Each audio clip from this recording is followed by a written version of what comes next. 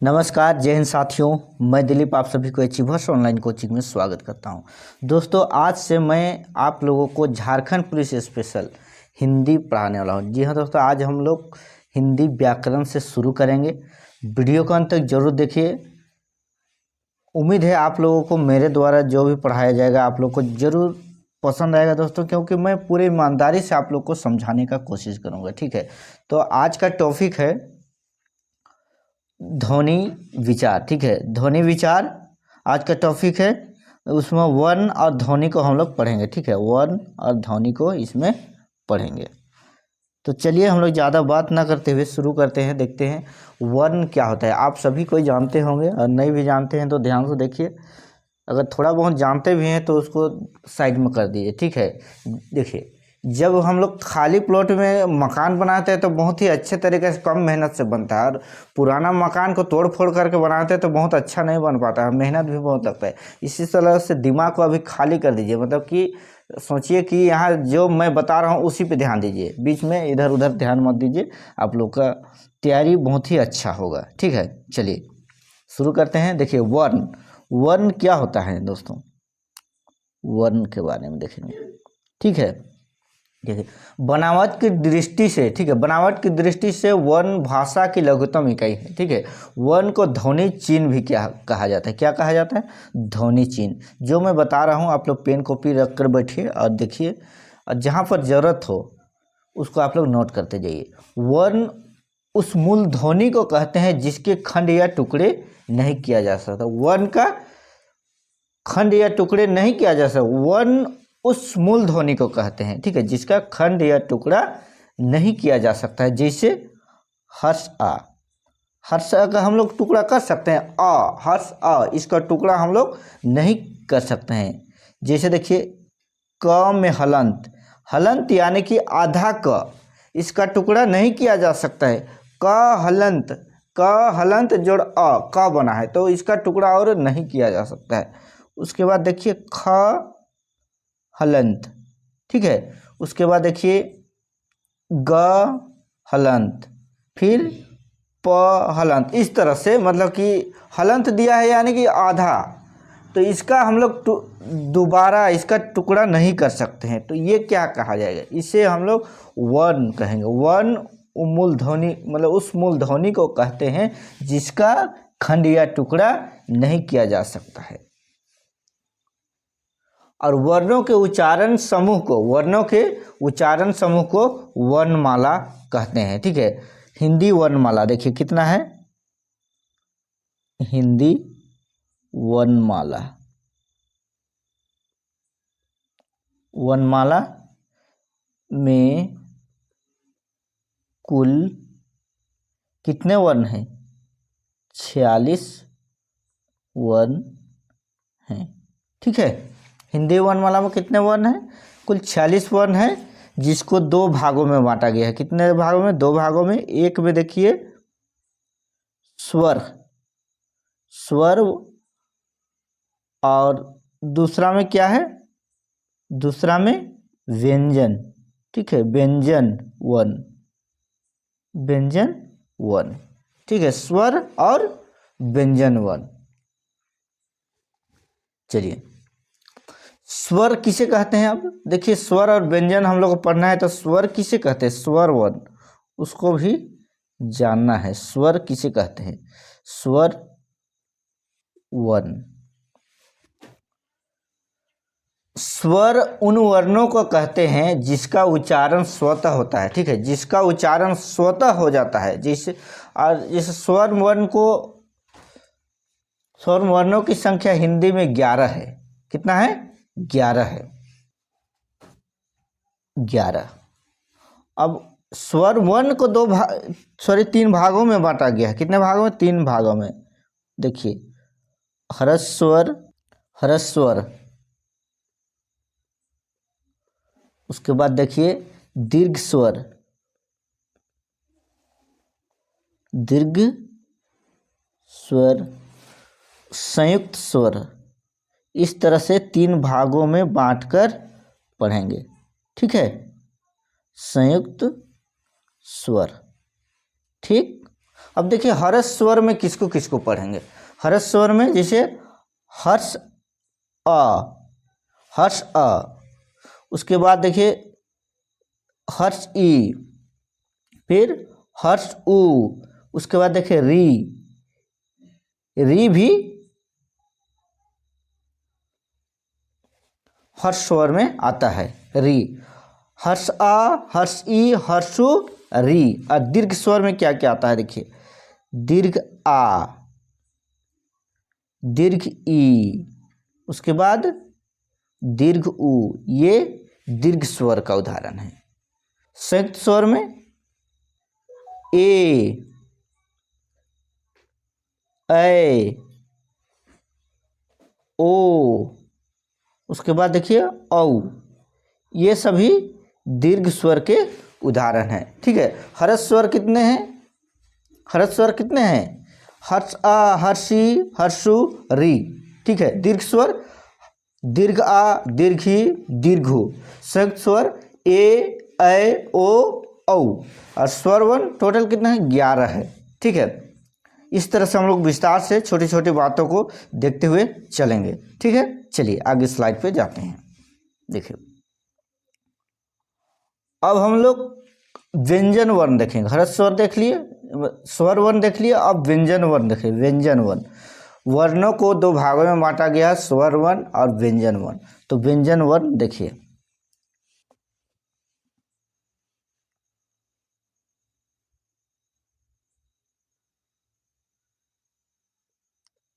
व्यंजन वर्ण,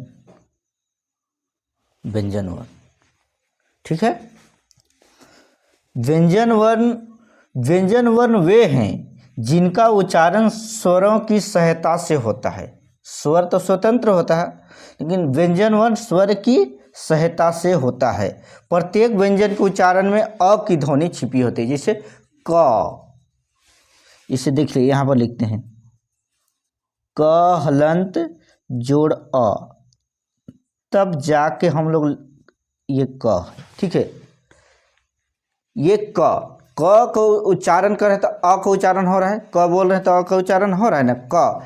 तो ये स्वर की सहायता के बिना, स्वर के बिना, स्वर वर्ण के बिना व्यंजन वर्ण का उच्चारण असंभव है। ठीक है, संभव नहीं है, मतलब उच्चारण नहीं कर सकते हैं।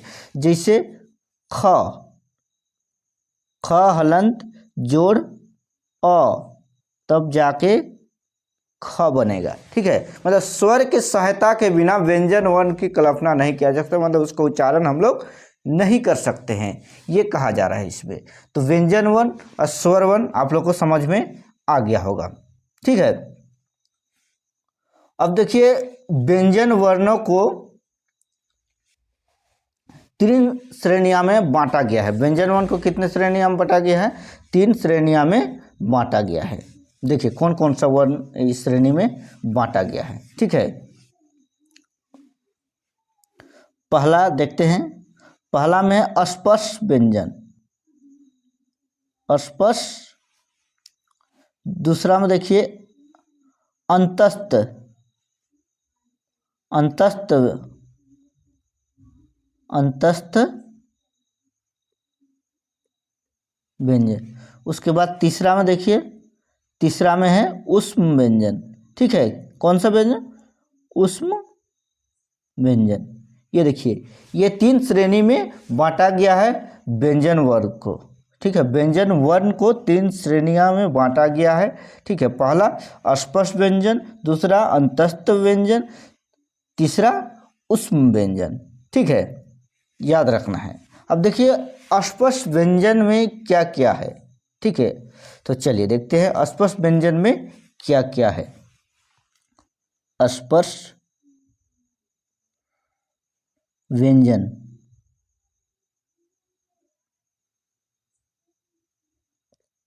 अस्पर्श व्यंजन में क्या क्या है, तो देखिए इसके अंतर्गत हम लोग क वर्ग, क वर्ग पूरा ले लेंगे। ठीक है, क वर्ग, उसके बाद देखिए च वर्ग, उसके बाद देखिए ट वर्ग, तथा, ठीक है, त वर्ग भी आएगा, त वर्ग, त थ द ध न, ये सब त वर्ग। उसके बाद तथा प वर्ग, प वर्ग, ये सभी क्या है, ये अस्पर्श व्यंजन है, ठीक है। क्या है ये अस्पर्श व्यंजन के अंतर्गत आते हैं, ठीक है। इनका उच्चारण, ठीक है, उच्चारण, उच्चारण, इनका उच्चारण कंठ, कंठ, कंठ, तालु, तालु, मूर्धा, ठीक है, मूर्धा, मूर्धा, दंत, दंत और ओष्ठ से होता है, ठीक है। देख लीजिए अस्पर्श व्यंजन क्या है, क वर्ग, च वर्ग, ट वर्ग, त वर्ग और प वर्ग, ये सभी का वर्ण अस्पर्श व्यंजन है, ठीक है। और इनका उच्चारण कहाँ कहाँ से होता है, कंठ, तालु, मूर्धा, दंत, ओष्ठ, ठीक है। कौन कौन से, देखिए कहाँ कहाँ से होता है, कंठ, तालु, मूर्धा, दंत, ओष्ठ, तो ये अस्पर्श व्यंजन का ये उदाहरण है, ठीक है। तो उम्मीद है आप लोग को अस्पर्श व्यंजन समझ में आ गया होगा, ठीक है। अब आगे देखते हैं हम लोग अंतस्थ व्यंजन, ठीक है। अंतस्थ व्यंजन, अंतस्थ व्यंजन, अंतस्थ व्यंजन, ठीक है। अंतस्थ व्यंजन के अंतर्गत देखिए य र ल, ठीक है, कौन सा, य र ल व, ये अंतस्थ व्यंजन है। कौन कौन सा, य र ल और ये व, ये अंतस्थ व्यंजन है, ठीक है। ये स्वर और व्यंजन के बीच में स्थित है, स्वर और व्यंजन के बीच में स्थित है। तो अंतस्थ व्यंजन कौन कौन है, याद रहेगा ना, य र ल व, ये चारों अंतस्थ व्यंजन है, ठीक है। उसके बाद देखते हैं ऊष्म व्यंजन, ऊष्म व्यंजन, ऊष्म व्यंजन, ठीक है। ऊष्म व्यंजन में ताल व्यासा, फेट कटासा, ठीक है। उसके बाद देखिए दंत सा, फिर हाँ, ये चार ऊष्म व्यंजन है जिनका उच्चारण एक प्रकार की रगड़ से उत्पन्न होती है, जैसे तलव्यासा, तालव्यासा, दंत सा, हाँ, ये इसमें रगड़ उत्पन्न हो रही, तो ये ऊष्म व्यंजन होगा, ठीक है। तो अस्पर्श व्यंजन, अंतस्थ व्यंजन, ऊष्म व्यंजन आप लोग को समझ में आ गया होगा, ठीक है। अब हम लोग आगे देखेंगे कि व्यंजन में दो वर्ण और हैं जिन्हें आगे देखते हैं, ठीक है, आगे स्लाइड में व्यंजन वर्ण, व्यंजन वर्ण दो और हैं जिन्हें अनुस्वर, अनुस्वर, अनुस्वर, देखिए जिसका ये बिंदु है, ठीक है, अनुस्वर। उसके बाद देखिए विसर्ग, विसर्ग, विसर्ग, विसर्ग का चिन्ह देखिए इस तरह से, तो ये है। इन्हें अयोग्यवाह भी कहा जाता है। इन्हें क्या कहा जाता है, इन्हें अयोग्यवाह, ठीक है, अयोग्यवाह भी कहा जाता है, ठीक है, नाम से जाना जाता है। इनके अतिरिक्त हिंदी वर्णमाला में 3 व्यंजन अक्ष, त्र, ज्ञ भी है, ठीक है। अक्ष, त्र और ज्ञ, ये भी व्यंजन है, ठीक है। ये संयुक्त व्यंजन है, कैसा व्यंजन है? संयुक्त व्यंजन है, अक्षत्र ज्ञ, ठीक है। जैसे संयुक्त व्यंजन है तो कैसे बना है? क हलंत जोड़ फेट कटासा, इसको मिलाते हैं तो हमें अक्षर प्राप्त होता है, ठीक है। ये संयुक्त व्यंजन है। जैसे त हलंत जोड़ र, इसको मिलाने से त्र प्राप्त होता है, ठीक है। ज हलंत जोड़ य, ठीक है। इसको मिलाएंगे तो क्या प्राप्त होगा? ज्ञ, ठीक है। ये उसके बाद देखिए ड और ढ के नीचे, ड और ढ, इसके नीचे अगर बिंदु लगा देते हैं तो अड़ और ढ नए अक्षर बनते हैं, इसे इस तरह से, ठीक है, अड़ और ढ। तो दोस्तों इतने सारे वर्ण आप लोग को व्यंजन वर्ण में देखना है, ठीक है। अब चलिए आगे हम लोग फिर स्लाइड नया लेते हैं। देखिए अब हम लोग आगे देखेंगे। आगे बढ़ने से पहले चलिए, आप लोगों ने देखा स्वर वर्ण व्यंजन वर्ण, ठीक है। स्वर वर्ण में हर्ष स्वर, दीर्घ स्वर, संयुक्त स्वर।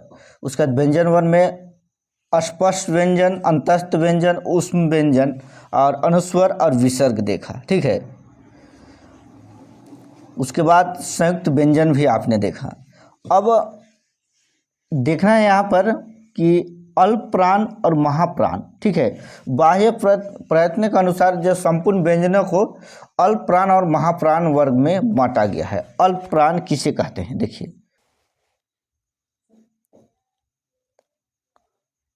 अल्प प्राण,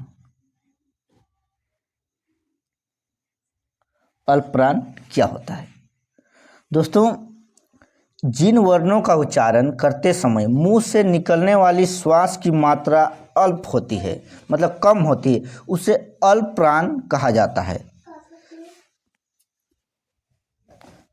जैसे प्रत्येक वर्ग का, जैसे क वर्ग का पहला, प्रत्येक वर्ग का, क वर्ग केवल नहीं, प्रत्येक वर्ग का पहला, जैसे क हो गया, च हो गया, ठीक है, इस तरह से पहला। और तीसरा जैसे ग, इस तरह से ग, ठीक। तो प्रत्येक वर्ग का यहाँ पर लिख देते हैं पहला, पहला, तीसरा, तीसरा, उसके बाद पांचवा, पांचवा, और अंतस्थ व्यंजन। अंतस्थ व्यंजन किसको बोलते हैं? आप लोग को याद होगा, ठीक है। अंतस्थ व्यंजन य, र, ल, व, आराम से बोल पा रहे हैं, एकदम कम मात्रा में श्वास निकल रही है, तो ये सभी अल्प प्राण के अंतर्गत आएगा।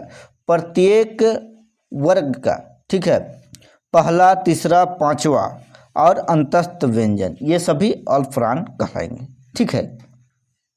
इतने बातें आप लोगों को समझ में आ गया होगा। अब महाप्राण क्या होगा? महाप्राण, नाम से ही पता चल रहा है कि महाप्राण यानी कि महाप्राण वर्णों का उच्चारण श्वास अधिक परिमाण में निकलता है, ठीक है, ज़्यादा निकलता है। से वर्ण का, प्रत्येक वर्ण का दूसरा, जैसे ख, छ, इसमें ज़्यादा आवाज़ नहीं, मतलब कि क्या बोले, श्वास निकल रहा है, तो दूसरा, चौथा, याद रखिएगा, चौथा। उसके बाद सभी ऊष्म व्यंजन, ऊष्म वर्ण क्या कहलाया? महाप्राण, ठीक है, महाप्राण है, ठीक है। क्या है? प्रत्येक वर्ण का दूसरा, चौथा और सभी उसमें, उसमें तालव्यासा, वेट कटासा, दंस, ह, ये चार ऊष्म व्यंजन है। ये रगड़ से निकलता है, ज़्यादा ऊष्म निकलता है, तो ये महाप्राण कहलाएगा, ठीक है। इतने सारी बातें आप लोग को समझ में आ गया होगा। ठीक है, तो चलिए आज के इस वीडियो में इतना ही। नेक्स्ट जो बातें बचा हुआ है, ठीक है, वन विचार से संबंधित, उसको नेक्स्ट वीडियो में हम लोग पूरा करेंगे। तो चलिए आज के इस वीडियो में इतना ही, मिलते हैं नेक्स्ट वीडियो में, तब तक के लिए जय हिंद साथियों।